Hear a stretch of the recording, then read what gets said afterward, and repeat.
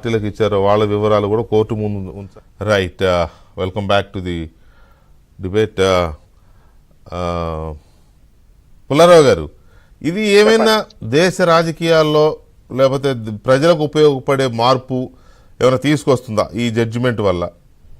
ఎందుకంటే ఇన్ని వందల వేల కోట్ల రూపాయలతో రాజకీయం చేస్తున్నాయి, అంత డబ్బు రాజకీయం అయిపోయింది, డబ్బుమయం అయిపోయింది, ధనస్వామ్యం అయిపోయింది, ప్రజాస్వామ్యం కాస్త అని అందరూ బాధపడుతుంటారు కదా. మరి జడ్జిమెంట్ వల్ల ఖచ్చితంగా మార్పు రావాలి, మార్పు కనిపించాలి. అలాంటిది ఏమైనా అవకాశం ఉంటుందా?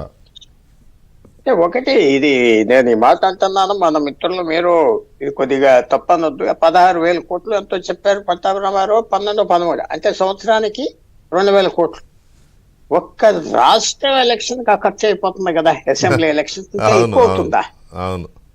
ఇంకా ఎక్కువ అవుతుందని నేను భావిస్తున్నా. అందువల్ల అది ప్రజలు చూసేది ఏంటంటే, దీంట్లో ఫస్ట్ ఆఫ్ ఆల్ ఇది గవర్నమెంట్ మీద ఏమన్నా దానికి బాధ ఉంటుంటే రేపు ఆర్డినెన్స్ ఒకటి తేవచ్చు. విషయం చెప్తున్నా, ఏపీలు కూడా చేయొచ్చు, స్టే చేయండి, ఎలక్షన్ హడావిడి ఇదంతా ఏదో చెప్పొచ్చు, ఏదో అది ఏమన్నా గవర్నమెంట్ చేస్తారా లేదా మనం చూడాలి. ఇది ఇలా ఉండగా ఎప్పటి నుంచో రాజకీయ పార్టీలు డబ్బులు లేనట్టుగా పోటీ చేసే వాళ్ళు పేదవాళ్ళ లాగా మాకు ఎలక్షన్ ఫండ్ కూడా ఇవ్వాలండి గవర్నమెంట్ అంటున్నారా లేదా? గవర్నమెంటే ఎలక్షన్ అసలు ఇతర దేశాల్లో చేస్తున్నారంటే ఆ అకౌంటింగ్ సిస్టమ్ అలాంటిది. ఒక అగ్గిపెట్టి కొన్న అది ఎలక్షన్ ఖర్చుగా రాయకూడదు. అది అంత సివియర్ ఎలక్షన్ ఉంటుంది, జైలుకి వెళ్ళిపోతారు. యుఎస్ఏలో చాలా మంది జైలుకి వెళ్తారు ఒక తప్పే అకౌంట్ రాసి సొంతానికి వాడికి ఉన్నది, మిగతా దేశాల్లో కూడా. సో నేను అనుకుంటున్న అప్పుడు చాలా నిజాయితీగా మాకు ఎలక్షన్ కి డబ్బు ఇవ్వాలి, పర్సెంటేజ్ ఆఫ్ ఓట్స్ మీద అంత గవర్నమెంట్ డబ్బు ఇవ్వాలని మాత్రం ఏదో తీసుకొస్తారని నేను భావిస్తాను. ఇలాంటి ఈ పరిణామం మంచిదా? ఇది ఖర్చు ఏమైనా తగ్గిస్తుందా? ఫర్ ఎగ్జాంపుల్, ఏదో పార్టీ దగ్గర డబ్బులు ఓట్ లేదు, ఇంకో 500 కోట్లు గవర్నమెంట్ నుంచి వెళ్తే ఇంకా ఖర్చు పెడతారు, అంతే కదా. పబ్లిక్ నుంచి మీకు రాజకీయ పార్టీ ఉన్నది, మీకు 50 కోట్లు ఇస్తారు అంటే ఇంకా ప్రజల నుంచి బిజినెస్ మెన్ నుంచి డబ్బు తీసుకోవడం మీరు మానేస్తారా? అది చెప్పండి, మానరు కదా. సో ఇలాంటి ఏమన్నా బాగా నీతిగా మాటలు చెప్పి దింపేస్తారా గవర్నమెంట్, పొలిటికల్ పార్టీస్? అది కొంచెం అనుమానంగా ఉన్నది నాకు.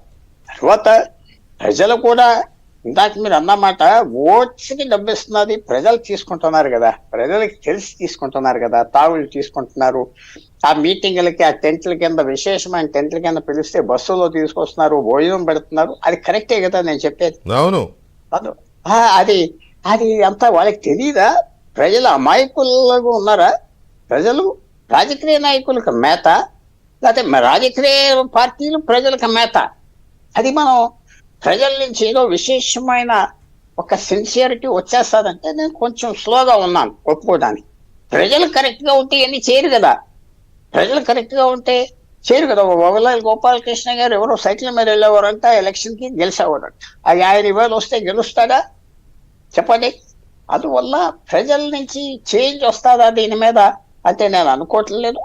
ఈ 12,000 కోట్లు 16,000 కోట్లు 6 సంవత్సరాల్లో ఒక 5% కూడా ఉండదు మొత్తం రాజకీయ పార్టీ ఖర్చు పెట్టి, 5% కూడా ఉండదు. మిగతా డబ్బు బ్లాక్ మనీగా వచ్చి ఉంటుంది, తీసుకొస్తారు. ఆ బిల్లు చార్టర్ ప్లేన్స్ ఎవరో కడతారు, డబ్బు ప్రింటింగ్ ప్రెసెస్ కి కోళ్ళు ఇస్తారు.